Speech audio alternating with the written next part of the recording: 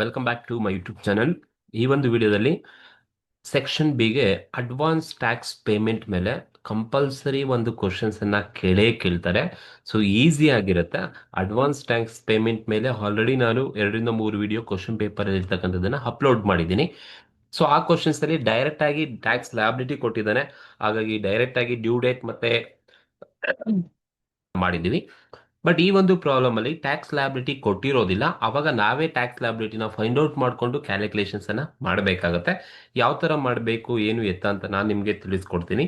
ಅದಕ್ಕೂ ಮುಂಚೆ ಯಾರೆಲ್ಲ ನನ್ನ ಒಂದು ಯೂಟ್ಯೂಬ್ ಚಾನಲ್ಗಿನ ಸಬ್ಸ್ಕ್ರೈಬ್ ಮಾಡಿಲ್ಲ, ಸಬ್ಸ್ಕ್ರೈಬ್ ಮಾಡಿ ಅಂತ ಹೇಳ್ತಾ ಬನ್ನಿ ಕ್ವಶನ್ಸ್ ಏನಿದೆ ನೋಡಿದ್ರೆ, mister Prashant estimated the following income. So ನೋಡಿ, ಮಿಸ್ಟರ್ ಪ್ರಶಾಂತ್ಗೆ ಸಂಬಂಧಪಟ್ಟಂತ ಇನ್ಕಮ್ಸ್ ಅನ್ನ ಎಸ್ಟಿಮೇಟ್ ಮಾಡಿದ್ದಾರೆ relevant for the assessment year 25-26 ಅಲ್ಲಿ. A computed income from house property, ಅಂದ್ರೆ ಹೌಸ್ ಪ್ರಾಪರ್ಟಿಯಿಂದ ಎಷ್ಟು ಇನ್ಕಮ್ ಬರುತ್ತೆ ಅಂತ ಕಾಂಪ್ಯೂಟ್ ಮಾಡಿದ್ದಾರೆ. ಆಲ್ರೆಡಿ ಕ್ಯಾಲ್ಕುಲೇಟ್ ಮಾಡಿರ್ತಕ್ಕಂಥ ಹೌಸ್ ಪ್ರಾಪರ್ಟಿ ಇನ್ಕಮ್ 1,40,000 ಇದೆ. ಎರಡನೇದು ಬಂದು computed income from business. Income from business ಇಂದ ಎಷ್ಟು ಇನ್ಕಮ್ ಬಂದಿದೆ ಅಂತ ಹೇಳ್ಬಿಟ್ಟು ಕ್ಯಾಲ್ಕುಲೇಟ್ ಮಾಡಿರೋ ಕಾಂಪ್ಯೂಟ್ ಮಾಡಿರ್ತಕ್ಕಂಥ ಇನ್ಕಮ್ ಅನ್ನ ಕೊಟ್ಟಿದ್ದಾರೆ. 86,000 ಕೊಟ್ಟಿರ್ತಕ್ಕಂಥದ್ದು. ಸೊ ನಮಗೆ ಏನ್ ಹೇಳಿದಾರಪ್ಪ ಅಂತ ಹೇಳಿದ್ರೆ, ಸೊ ನಮಗೆ ಕ್ಯಾಲ್ಕುಲೇಟ್ ಮಾಡೋಕೆ ಹೇಳಿದರೆ ಅಡ್ವಾನ್ಸ್ ಟ್ಯಾಕ್ಸ್ ಪೇಮೆಂಟ್ ಅನ್ನ ಕ್ಯಾಲ್ಕುಲೇಷನ್ಸ್ ಅನ್ನ ಮಾಡಿ, ಎಷ್ಟು ಅಡ್ವಾನ್ಸ್ ಟ್ಯಾಕ್ಸ್ ಪೇಯಬಲ್ ನ ಮಾಡಬೇಕಾಗತ್ತೆ. ಸೊ ಅಲ್ಲಿ ಕೊಟ್ಟಿರ್ತಕ್ಕಂಥ ಇನ್ಫಾರ್ಮೇಶನ್ಸ್ ಅನ್ನ ಯೂಸ್ ಮಾಡಿಕೊಂಡು ಸೊ ಅಡ್ವಾನ್ಸ್ ಟ್ಯಾಕ್ಸ್ ಪೇಮೆಂಟ್ ಅನ್ನ ತೋರಿಸಿ ಅಂತ ಹೇಳಿದ್ದಾರೆ.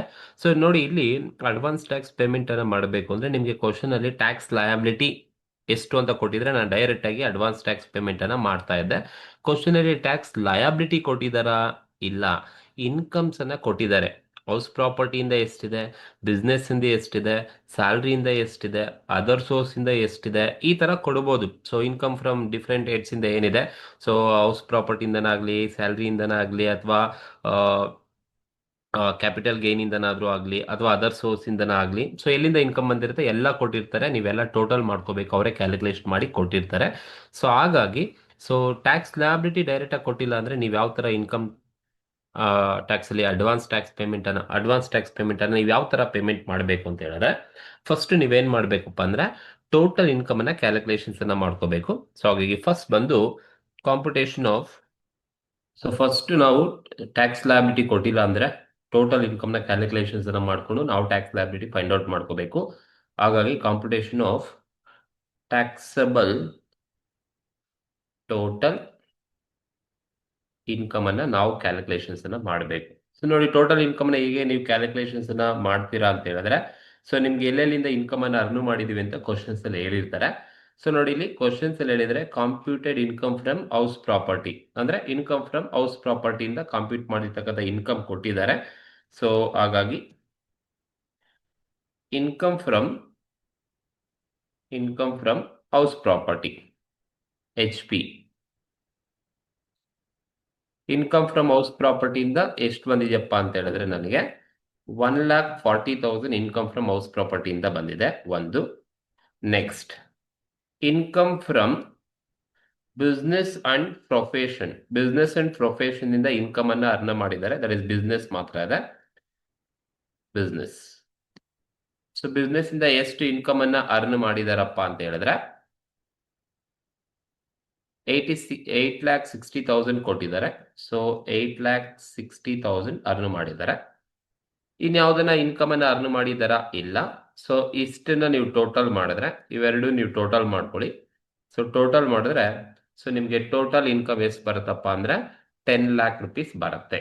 That is gross total income. Total ಬಂದು 10 lakh rupees. ಈಗ ಎರಡು ಟೋಟಲ್ ಮಾಡಿದ್ರೆ 1,40,000 ಪ್ಲಸ್ 8,60,000 10 lakh rupees ನಿಮ್ಗೆ ಗ್ರಾಸ್ ಟೋಟಲ್ ಇನ್ಕಮ್, GTA ಅಂತ ಕರಿತೀವಿ. ಈ ಗ್ರಾಸ್ ಟೋಟಲ್ ಇನ್ಕಮ್ ಅಲ್ಲಿ ನೀವೇನ್ ಲೆಸ್ ಮಾಡಬೇಕು ಅಂದ್ರೆ ಡಿಡಕ್ಷನ್ ಅಂಡರ್ ಸೆಕ್ಷನ್ 80. ಯಾವ್ದಾದ್ರು ಕ್ವಶನ್ ಅಲ್ಲಿ ಕೊಟ್ಟಿದ್ರೆ ನೀವು ಡಿಡಕ್ಷನ್ಸ್ ಅನ್ನ ಲೆಸ್ ಮಾಡಬೇಕು. ಬಟ್ ಈ ಕ್ವಶನ್ಸ್ ನೋಡಿ ಯಾವ್ದು ಡಿಡಕ್ಷನ್ಸ್ ಇಲ್ಲ. ಸೊ ಹಾಗಾಗಿ ನಾನು ಲೆಸ್ ಮಾಡಕ್ ಹೋಗಲ್ಲ. ಸೊ ಹಾಗಾಗಿ ನಿಲ್, ಯಾವ್ದು ಡಿಡಕ್ಷನ್ಸ್ ಇಲ್ಲ, ನಿಲ್ ಅಂತ ಟ್ರೀಟ್ ಮಾಡ್ತೀನಿ. ಸೊ ಲೆಸ್ ಮಾಡಿದ್ರೆ ನಮಗೆ ಬರ್ತಕ್ಕಂಥದ್ದೇ ಟ್ಯಾಕ್ಸಬಲ್ ಟೋಟಲ್ ಇನ್ಕಮ್ ಅಂತ ಕರಿತೀವಿ. ಎಷ್ಟು ಬರುತ್ತಪ್ಪ ಅಂತ ಹೇಳಿದ್ರೆ 10 lakh rupees ನಿಮ್ಗೆ ಸೇಮ್ ಅದೇ amount 10 lakh rupees taxable income ಸಿಗುತ್ತೆ.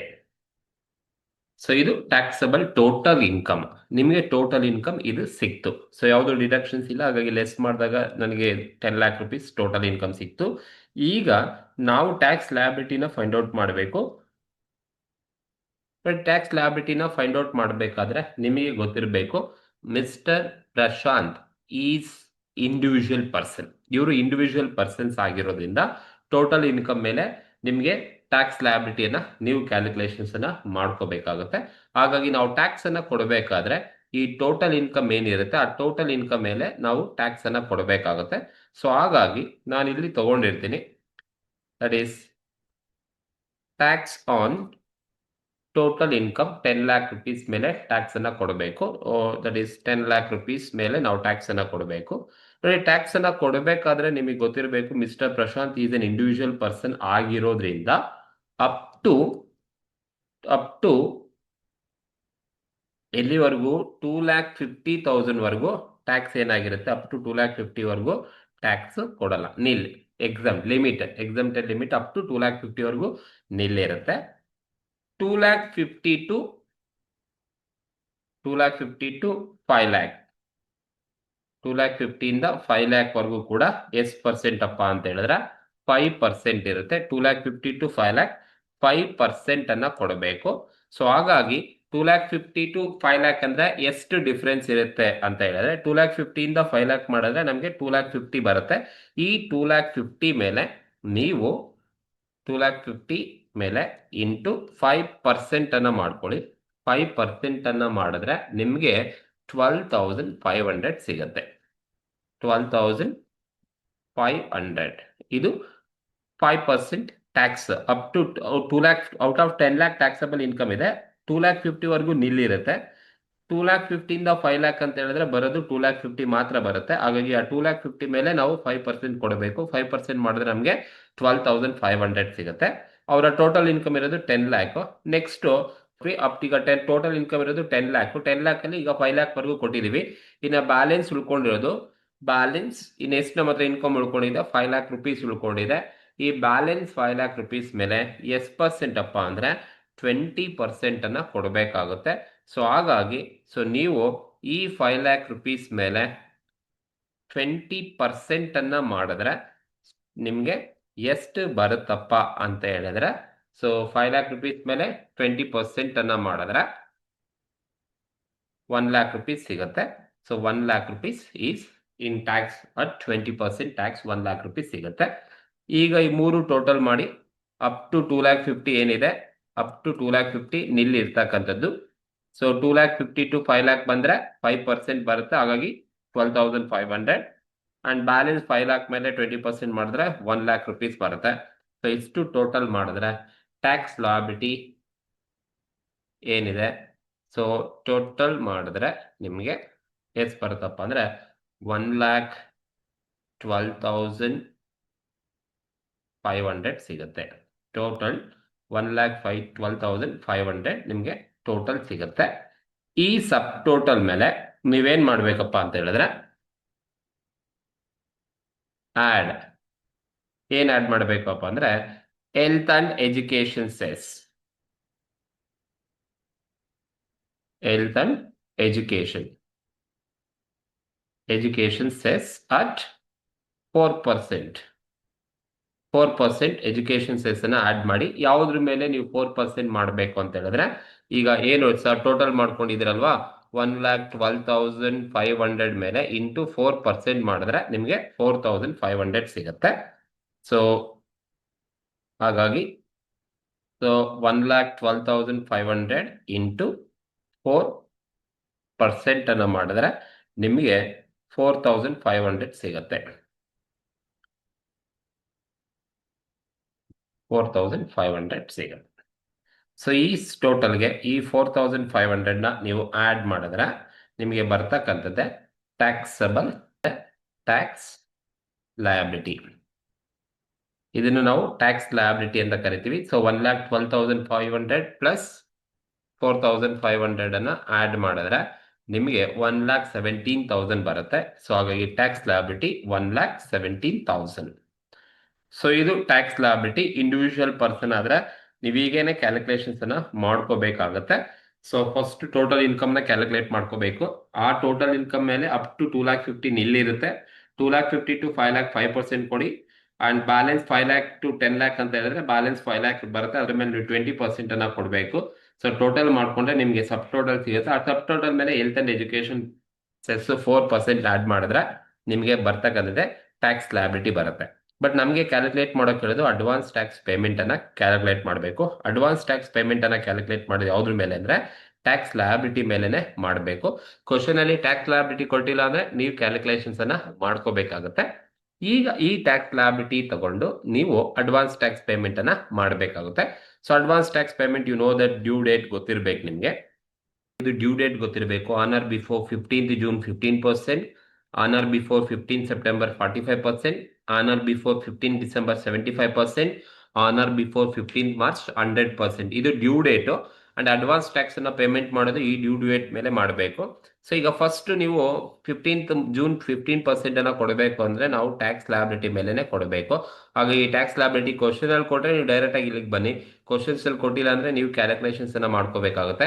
ಸೊ ಹಾಗಾಗಿ ನನ್ನ ಹತ್ರ ಟ್ಯಾಕ್ಸ್ ಲಯಬಿಲಿಟಿ ಎಷ್ಟಿದೆಯಪ್ಪ ಅಂದ್ರೆ 1,17,000 ಟ್ಯಾಕ್ಸ್ ಲಯಬಿಲಿಟಿ ಇದೆ. ಇದ್ರ ಮೇಲೆ ನಾನು 15% ಕೊಡಬೇಕು. ಸೊ 15% ಅನ್ನ ಮಾಡಿದ್ರೆ, ಸೊ 1,17,000 ಮೇಲೆ 15% ಮಾಡಿದ್ರೆ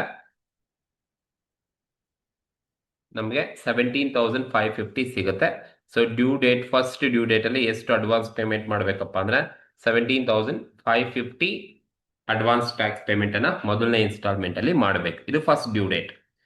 and second due date on or before 15th September ಅಲ್ಲಿ 45% ಇದೆ. ಸೊ ನೋಡಿ ಟ್ಯಾಕ್ಸ್ ಅನ್ನ ಕೊಡಬೇಕಾದ್ರೆ 1,17,000 ಮೇಲೆ ಎಷ್ಟು ಪರ್ಸೆಂಟ್ ಕೊಡಬೇಕಪ್ಪ ಅಂದ್ರೆ 45% ಕೊಡಲ್ಲ. 45% ಅಲ್ಲಿ ಫಸ್ಟ್ ಇನ್ಸ್ಟಾಲ್ಮೆಂಟ್ 15% ಏನಿದೆ ಅದು ಇನ್ಕ್ಲೂಡ್ ಆಗಿ 45 ಆಗಿರುತ್ತೆ. ಹಾಗಾಗಿ ಅದನ್ನ 15% ಮೈನಸ್ ಮಾಡ್ಕೊಳ್ಳಿ. 30% ಮಾತ್ರನೇ ಕೊಡಬೇಕು. ಏನಕ್ಕೆ ಅಂದ್ರೆ ಅಕ್ಯುಮುಲೇಟಿವ್ ಆಗಿ 1545 ಇರುತ್ತೆ. ಬಟ್ ನಾವು ಆಲ್ರೆಡಿ 15 ಫಸ್ಟ್ ಇನ್ಸ್ಟಾಲ್ಮೆಂಟ್ ಅಲ್ಲಿ ಕೊಟ್ಟಿರೋದ್ರಿಂದ 15% ಮೈನಸ್ ಮಾಡ್ಕೊಳ್ಳಿ. 45 ಮೈನಸ್ 15% ಯು ವಿಲ್ ಗೆಟ್ 30% ಸಿಗುತ್ತೆ.